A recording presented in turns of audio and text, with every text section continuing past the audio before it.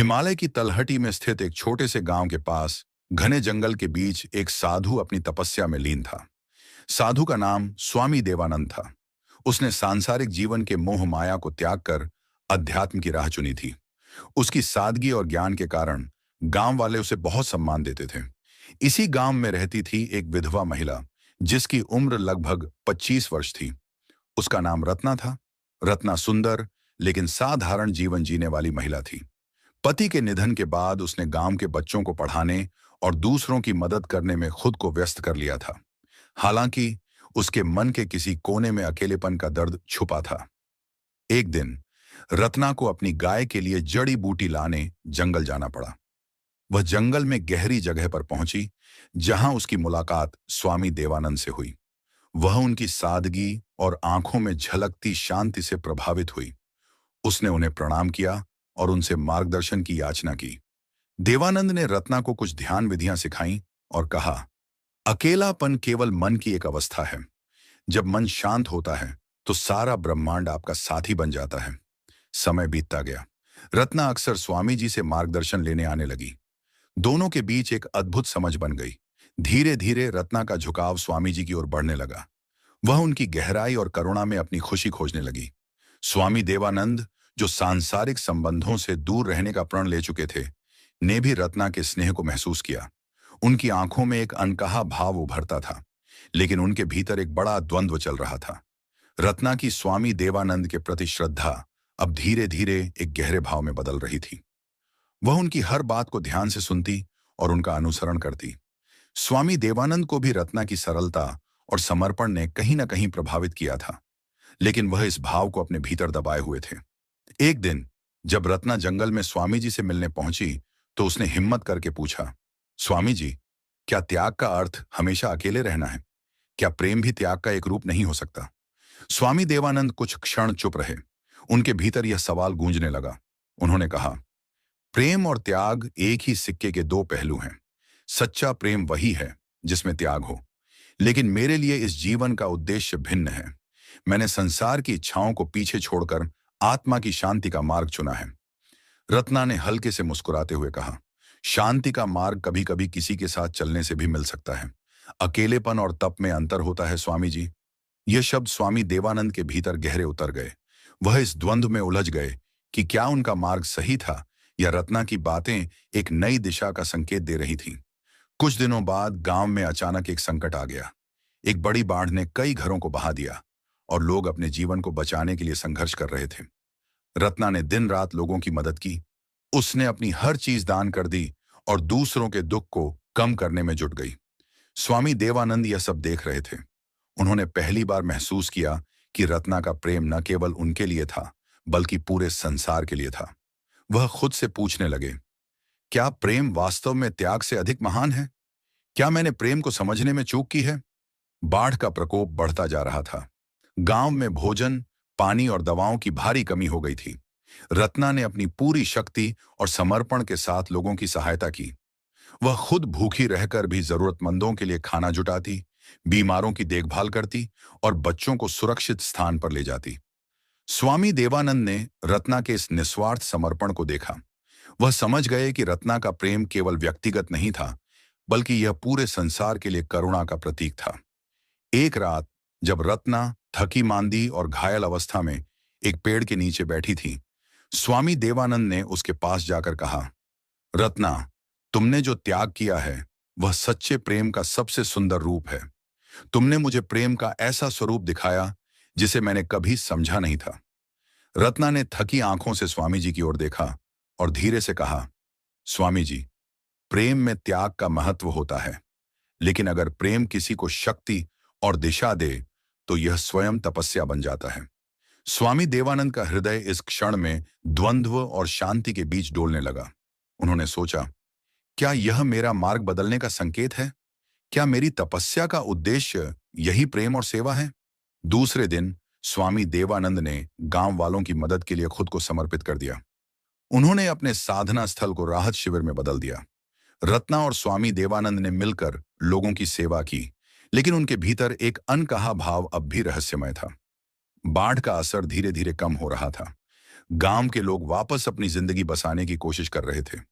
इस कठिन समय में रत्ना और स्वामी देवानंद ने मिलकर जो सेवा की, उसने न केवल गांव वालों के दिलों में उनके प्रति सम्मान बढ़ाया, बल्कि उनके बीच एक अनदेखा रिश्ता भी गहराई से पनपने लगा। एक शाम, जब सूरज ढल रहा था और आसमान हल्की नारंगी आभा में रंगा था, रत्ना स्वामी जी के साधना स्थल के पास बैठी थी। उसने धीरे से कहा, स्वामी जी, मैंने सोचा था कि इस जीवन में मैं अकेले ही चलूंगी, लेकिन आपसे मिलकर मुझे महसूस हुआ कि किसी का साथ मिलना भी एक आशीर्वाद हो सकता है। स्वामी देवानंद, जो अपने विचारों में गहरे डूबे हुए थे, ने उसकी बात सुनी। उन्होंने रत्ना की ओर देखा और कहा, रत्ना, मैंने प्रेम को हमेशा मोह समझा और उससे दूर भागता रहा, लेकिन तुमने मुझे सिखाया कि सच्चा प्रेम स्वयं से ऊपर उठकर दूसरों की भलाई के लिए जीने का नाम है। तुम्हारे समर्पण और निस्वार्थता ने मेरे हृदय को छू लिया है। रत्ना की आंखों में खुशी के आंसू थे। उसने कहा, अगर प्रेम त्याग में है, तो मैं अपना जीवन आपके साथ इस त्याग और सेवा के मार्ग पर बिताने को तैयार हूं। स्वामी देवानंद ने अपने भीतर एक गहरी शांति महसूस की। उन्होंने स्वीकार किया कि रत्ना के साथ उनका बंधन केवल सांसारिक नहीं था, बल्कि यह उनके आध्यात्मिक सफर का एक हिस्सा बन चुका था। रत्ना और स्वामी देवानंद के बीच का रिश्ता अब गहराई तक उतर चुका था। रत्ना ने अपने मन और आत्मा को पूरी तरह स्वामी जी के प्रति समर्पित कर दिया था। स्वामी देवानंद ने उसकी निष्ठा और स्नेह को अपने प्रभाव में ढालते हुए उसे यह विश्वास दिलाया कि उनका संबंध केवल आध्यात्मिक नहीं, बल्कि सांसारिक रूप से भी पूजनीय है। एक रात, जब पूरा गांव गहरी नींद में था, स्वामी जी ने रत्ना को अपने साधना स्थल पर बुलाया। उनके शब्दों में एक अजीब सी मिठास और आकर्षण था। उन्होंने कहा, रत्ना, हमारा संबंध केवल आत्मा तक सीमित नहीं रहना चाहिए। यह प्रेम की सबसे पवित्र अवस्था में बदल सकता है। रत्ना, जो पहले से ही उनके प्रभाव में थी, इस विचार का विरोध नहीं कर पाई। उसने इसे स्वामी जी के आध्यात्मिक ज्ञान का हिस्सा मान लिया। उस रात दोनों के बीच एक ऐसा संबंध बना जिसने रत्ना के जीवन को पूरी तरह बदल दिया। समय बीतता गया, लेकिन रत्ना के मन में धीरे धीरे कुछ सवाल उठने लगे। वह देखती थी कि स्वामी देवानंद कई अन्य महिलाओं से भी खास नजदीकी रखते थे। वह उन्हें अकेले में बुलाते और उन्हें आध्यात्मिक ज्ञान के नाम पर अपने वश में कर लेते। एक दिन रत्ना ने अपनी जिज्ञासा को और रोक नहीं पाया। उसने एक वृद्ध महिला से बात की जो वर्षों से स्वामी देवानंद को जानती थी। वृद्धा ने बताया, स्वामी देवानंद एक ढोंगी है। वह विधवा और असहाय महिलाओं को अपने जाल में फंसाता है। वह उनकी भावनाओं और परिस्थितियों का फायदा उठाकर उन्हें अपना शिकार बनाता है। रत्ना का दिल टूट गया। उसने महसूस किया कि जिसे वह सच्चा साधु और प्रेमी समझ रही थी, वह केवल एक स्वार्थी व्यक्ति था। इस सच्चाई के सामने आने के बाद रत्ना ने खुद से वादा किया कि वह स्वामी देवानंद के असली चेहरे को दुनिया के सामने लाएगी। उसने उन महिलाओं से बात करना शुरू किया जो स्वामी जी की चपेट में आई थीं। उसने उन्हें अपनी कहानी सुनाने के लिए प्रेरित किया। रत्ना अब पूरी तरह बदल चुकी थी। वह अपने दर्द और विश्वासघात को शक्ति में बदलते हुए एक नई राह पर चल पड़ी। उसने उन महिलाओं की कहानियां इकट्ठा करनी शुरू की जो स्वामी देवानंद की चालों का शिकार हुई थीं। कई महिलाएं शुरुआत में डर और शर्म के कारण खुलकर बोलने से हिचकिचाईं, लेकिन रत्ना के हिम्मत भरे रवैये ने उन्हें अपनी सच्चाई बताने का साहस दिया। एक रात रत्ना ने स्वामी देवानंद के साधना स्थल पर जाकर उन्हें चुनौती दी। उसने कहा, स्वामी जी, आपने मेरे विश्वास का गलत इस्तेमाल किया। आपने न केवल मुझे बल्कि कई मासूम महिलाओं को अपने जाल में फंसाया। अब यह सब खत्म होगा। स्वामी देवानंद थोड़ी देर तक चुप रहे, फिर अपने पुराने अंदाज में मुस्कुराकर बोले, रत्ना, तुम भी उन्हीं महिलाओं में से एक हो जिन्होंने अपनी इच्छाओं को मेरी ओर थोप दिया। मैं केवल एक साधु हूं जो सबकी मदद करने की कोशिश करता है। लेकिन इस बार रत्ना उनके जाल में नहीं फंसी। उसने दृढ़ता से कहा, यह आपकी आखिरी चाल है स्वामी जी। मैं अब आपकी सच्चाई को हर किसी के सामने उजागर करूंगी। रत्ना ने गांव के मुखिया और कुछ भरोसेमंद लोगों के सामने सारी सच्चाई रखी। उसने उन महिलाओं को भी लाने की कोशिश की जो स्वामी जी की चालबाजी का शिकार हुई थीं। धीरे धीरे पूरा गांव उनकी सच्चाई जानने लगा। लेकिन स्वामी देवानंद इतनी आसानी से हार मानने वाले नहीं थे। उन्होंने अपने प्रभाव और चालाकी का इस्तेमाल करते हुए यह साबित करने की कोशिश की कि रत्ना झूठ बोल रही है। गांव के कुछ लोग अब भी उनकी तरफ थे, जबकि कुछ रत्ना का समर्थन कर रहे थे। अब यह लड़ाई केवल रत्ना और स्वामी देवानंद के बीच की नहीं थी। यह न्याय और अधर्म के बीच का संघर्ष बन चुकी थी। रत्ना ने निर्णय लिया कि वह इस लड़ाई को अंत तक लड़ेगी, चाहे कुछ भी हो। स्वामी देवानंद, जो पहले केवल रत्ना और कुछ अन्य महिलाओं को अपने प्रभाव में लाकर अपने स्वार्थ की पूर्ति करता था, अब अपनी योजनाओं को और भी चालाकी से बढ़ा रहा था। उसने धीरे धीरे गांव की सभी महिलाओं को अपने जाल में फंसाना शुरू किया। हर महिला की स्थिति और भावना को समझकर स्वामी जी ने उन्हें अपनी आध्यात्मिक शिक्षा और आध्यात्मिक समृद्धि का झांसा देना शुरू किया। कुछ महिलाएं जो अकेली थीं या जिन्होंने दुख झेले थे, स्वामी देवानंद की बातों में आकर उसके करीब आईं। वह उन्हें अपने ज्ञान से जोड़ने के लिए एक तरह से आध्यात्मिक वचन देता और फिर धीरे धीरे उनके आत्मविश्वास को तोड़ता। स्वामी देवानंद का तरीका बहुत निपुण था। वह कभी भी अपने इरादों को स्पष्ट रूप से नहीं दिखाता था। वह गांव की महिलाओं को यह विश्वास दिलाता था कि वह उन्हें आध्यात्मिकता के उच्चतम स्तर पर ले जा सकता है, जहां उनकी आत्मा को मुक्ति मिल सकती है। इसके बदले में वह उन्हें अपनी इच्छाओं का पालन करने के लिए मजबूर करता, यह दिखाते हुए कि यह सब एक उच्च उद्देश्य का हिस्सा था। गांव की कई महिलाएं, जिन्होंने पहले कभी ऐसी किसी स्थिति का सामना नहीं किया था, धीरे धीरे स्वामी जी के प्रभाव में आने लगीं। उनके विश्वास को और अधिक गहरा करने के लिए स्वामी देवानंद ने उन्हें यह विश्वास दिलाया कि वह केवल उन्हें मदद करने के लिए ऐसा कर रहे थे और उनका मनुष्य रूप में कोई दोष नहीं था। सभी कार्य उच्च आध्यात्मिक उद्देश्य के लिए थे। इस दौरान रत्ना की स्थिति और भी कठिन होती जा रही थी। वह अकेले ही स्वामी देवानंद के खिलाफ संघर्ष कर रही थी, लेकिन अब गांव की अधिकांश महिलाएं उसकी मदद करने के बजाय स्वामी जी के पक्ष में खड़ी थीं। वह देख रही थी कि स्वामी देवानंद का जाल अब और भी गहरा हो चुका था और उसकी लड़ाई अब और भी कठिन हो गई थी। स्वामी देवानंद का जाल अब गांव में फैल चुका था। वह न केवल महिलाओं के विश्वास और भावनाओं का फायदा उठा रहा था, बल्कि उनके आत्म संस्कार और आत्मविश्वास को भी पूरी तरह से तोड़ रहा था। अब अधिकांश महिलाएं उसकी शरण में आ चुकी थीं और वह उन्हें अपनी इच्छाओं का पालन करने के लिए और अपनी परतों में फंसाने के लिए लगातार नए तरीके अपनाता था। रत्ना, जो पहले स्वामी देवानंद के खिलाफ खड़ी थी, अब अकेली महसूस कर रही थी। उसने देखा कि गांव की अधिकांश महिलाएं स्वामी जी की बातों में आ चुकी थीं। वह जानती थी कि उसे जल्दी कुछ करना होगा, क्योंकि अगर स्वामी जी का जाल पूरी तरह फैल गया तो फिर उसे और किसी को बचाना मुश्किल हो जाएगा। एक दिन रत्ना ने एक योजना बनाई। उसने कुछ महिलाओं को इकट्ठा किया जो स्वामी देवानंद के वास्तविक उद्देश्य को समझने लगी थीं, और उन्हें यह समझाया कि स्वामी जी का उद्देश्य उन्हें सिर्फ अपने स्वार्थ के लिए फंसा लेना है। रत्ना ने उन्हें सचेत किया कि अगर वे मिलकर सामने आएं तो वे स्वामी जी को उसके जाल से बाहर ला सकती हैं। लेकिन स्वामी देवानंद का प्रभाव अब इतना गहरा हो चुका था कि कुछ महिलाएं तो रत्ना के खिलाफ हो गईं और उसे झूठा साबित करने की कोशिश करने लगीं। स्वामी जी ने रत्ना को पागल और भ्रमित करार दिया और वह अपने प्रभाव का पूरा इस्तेमाल करके उन महिलाओं को भी अपने पक्ष में करने में सफल हो गया। स्वामी देवानंद की चालाकियां अब और भी गहरी हो गईं। वह धीरे धीरे हर एक महिला को अपने जाल में फंसाता और उनका विश्वास जीतता। हर महिला को अलग अलग तरीके से अपनी आकर्षक बातों और आध्यात्मिक ज्ञान के नाम पर अपने पास लाता। वह हर महिला को यह एहसास दिलाता कि वह केवल उसका ध्यान रखने के लिए ऐसा कर रहा है और यह सब एक उच्च उद्देश्य के लिए है। महिलाएं, जिनमें से अधिकतर दुखों और अकेलेपन का सामना कर रही थीं, धीरे धीरे स्वामी जी के जाल में बुरी तरह फंसने लगीं। वह उन्हें विश्वास दिलाता कि यह शारीरिक संबंध केवल एक आध्यात्मिक प्रक्रिया का हिस्सा है और उनके आत्मा की उन्नति के लिए यह आवश्यक है। हालांकि स्वामी देवानंद का तरीका बहुत ही गुप्त था। महिलाओं को एक दूसरे से कभी इस बारे में बात करने की हिम्मत नहीं हुई। उनके मन में एक डर और शर्म बैठी हुई थी और वे यह समझने की कोशिश करती थीं कि क्या स्वामी जी का व्यवहार सही था या नहीं। वह यह सोचने लगीं कि कहीं उनका व्यक्तिगत अनुभव किसी और के अनुभव से अलग तो नहीं है। लेकिन कोई भी महिला अपनी कहानी को दूसरे से साझा नहीं करती थी। स्वामी देवानंद ने इस मानसिकता का फायदा उठाया। उसने जानबूझकर महिलाओं को एक दूसरे से दूर रखने की कोशिश की ताकि वे कभी एक दूसरे को अपनी सच्चाई न बता सकें। वह यह सुनिश्चित करता था कि हर महिला को वह विशेष महसूस कराए और यह विश्वास दिलाए कि वह केवल उसके लिए है।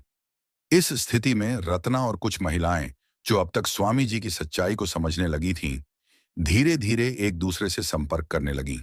रत्ना ने उन्हें यह समझाना शुरू किया कि स्वामी देवानंद ने सभी को भ्रमित कर रखा है और उनका असली उद्देश्य केवल अपनी शक्ति बढ़ाना है। लेकिन स्वामी देवानंद, जो अपनी योजनाओं में निपुण था, जल्द ही यह समझ गया कि कुछ महिलाएं उसके खिलाफ साजिश कर रही हैं। उसने उन्हें डराने और धमकाने की कोशिश की ताकि वे रत्ना के साथ मिलकर उसकी सच्चाई को उजागर न कर सकें। रत्ना ने आखिरकार स्वामी देवानंद की असलियत को पूरी तरह समझ लिया था और अब उसने ठान लिया था कि वह इसे सबके सामने लाएगी।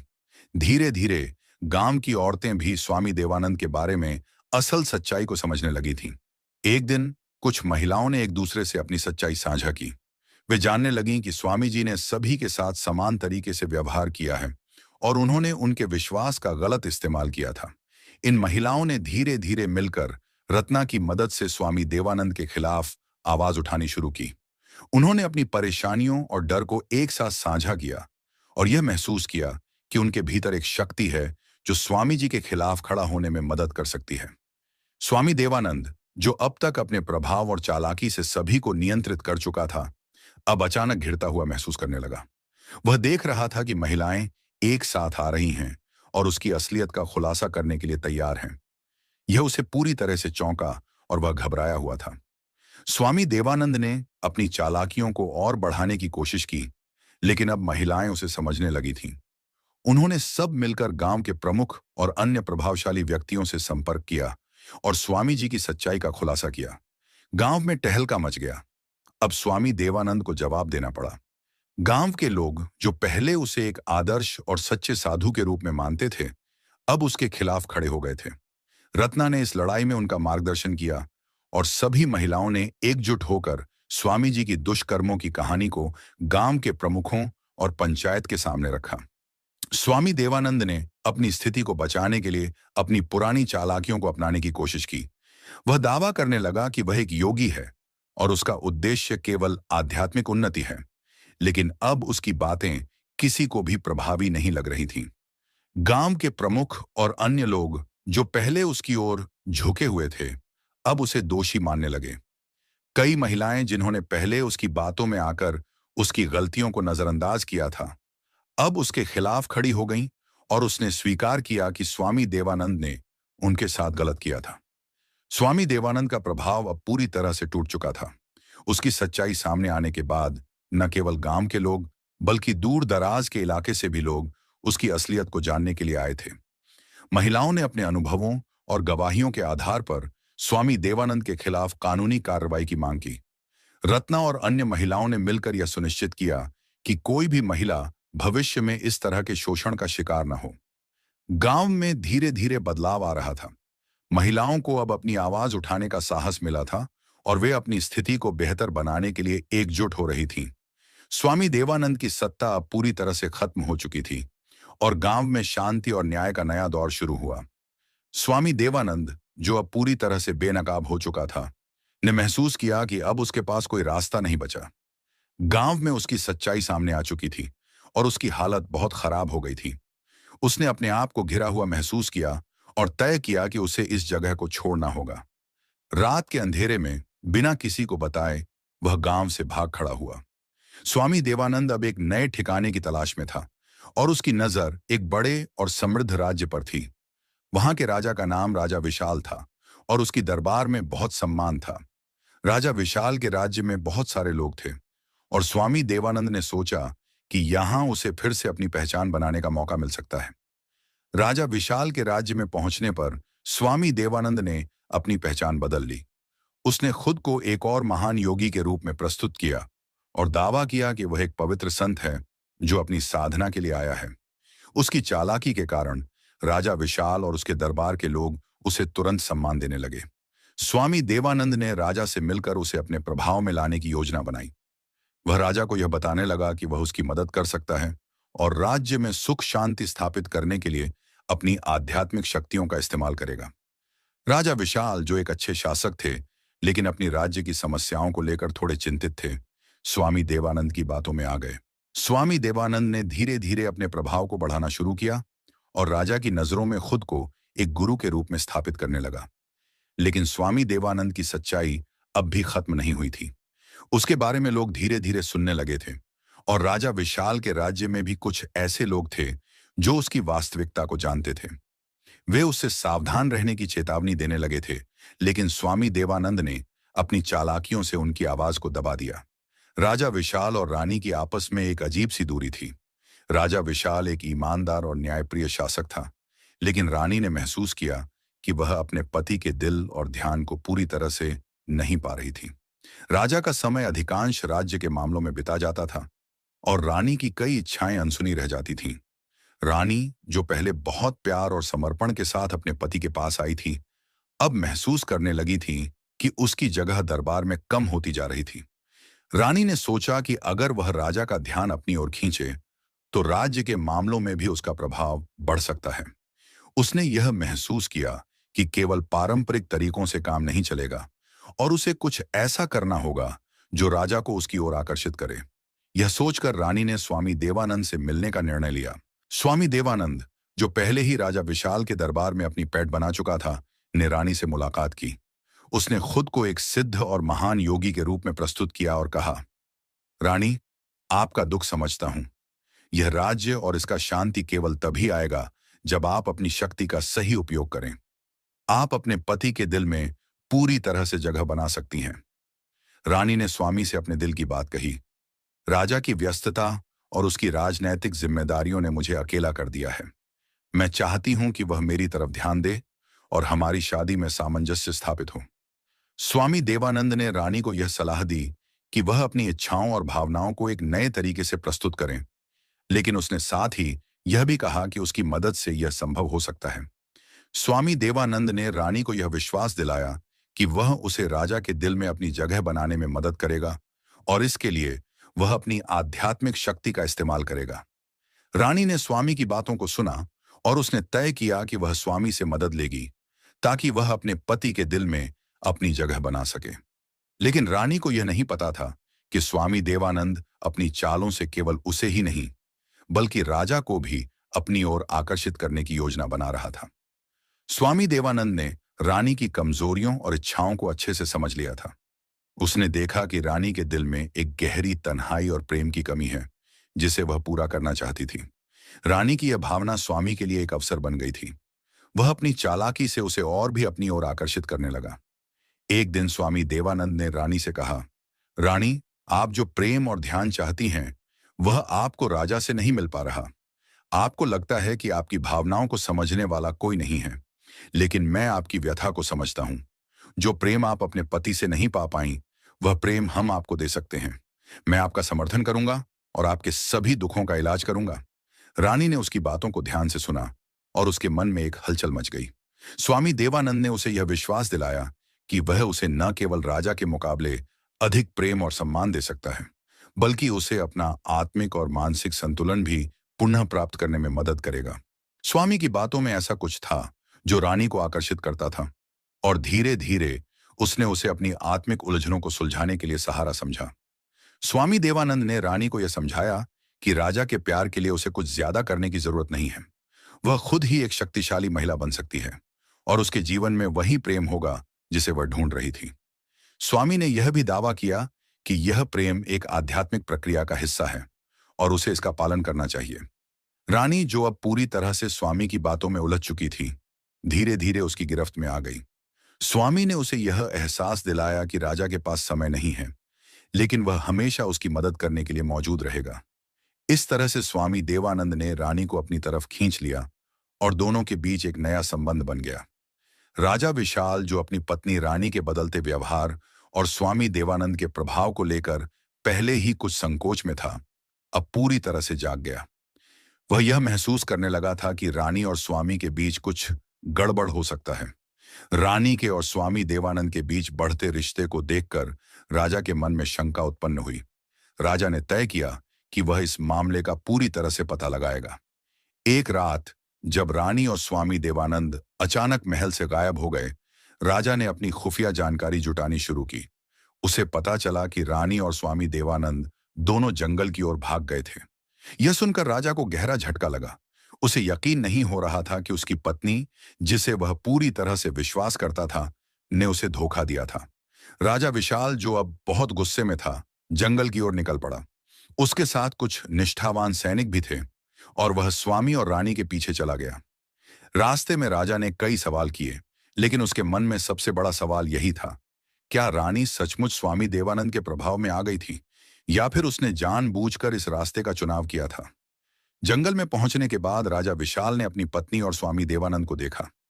वे दोनों एक जगह बैठे थे और रानी के चेहरे पर एक अजीब सा आत्मविश्वास था, जो पहले कभी नहीं था। स्वामी देवानंद, जो अब राजा को देख चुका था, ने खुद को पूरी तरह से नियंत्रित किया और कहा, राजा विशाल, आप हमसे बहुत दूर हैं। यह यात्रा, यह आध्यात्मिक मार्ग आपके लिए नहीं है। आपकी पत्नी ने समझ लिया है कि उसका असली मार्ग क्या है। राजा ने गुस्से में आकर कहा, तुम्हारी सारी बातें अब साफ हो गई हैं स्वामी। तुम्हारा असली चेहरा सामने आ चुका है। तुम केवल अपनी शक्ति बढ़ाने के लिए लोगों का शोषण करते हो। और मेरी पत्नी, रानी, क्या तुमने सच में सोचा था कि मैं यह नहीं देख पाऊंगा? रानी, जो अब भी स्वामी देवानंद के प्रभाव में थी, राजा की बातें सुनकर चुप रही। स्वामी देवानंद ने रानी के पास जाकर उसे यह समझाने की कोशिश की कि राजा की सोच बहुत संकीर्ण है और वह उसे कभी भी समझ नहीं पाएगा। लेकिन राजा विशाल अब पूरी तरह से समझ चुका था कि यह सब एक धोखा था। उसने स्वामी देवानंद को चुनौती दी और दोनों के बीच तीव्र बहस हुई। अंततः राजा ने स्वामी देवानंद को अपनी शक्ति और बुद्धिमत्ता से परास्त किया और उसे जंगल से बाहर कर दिया। रानी, जो अब पूरी तरह से भ्रमित और लज्जित महसूस कर रही थी, राजा के पास आई और उससे माफी मांगी। राजा ने उसे माफ किया, लेकिन उसे यह समझाया कि विश्वास और प्यार बहुत महत्वपूर्ण होते हैं, और अब वह अपनी गलती का एहसास कर चुकी थी। यह घटना राजा और रानी के रिश्ते में एक बड़ा मोड़ लेकर आई और दोनों ने मिलकर अपने राजमहल में एक नई शुरुआत की।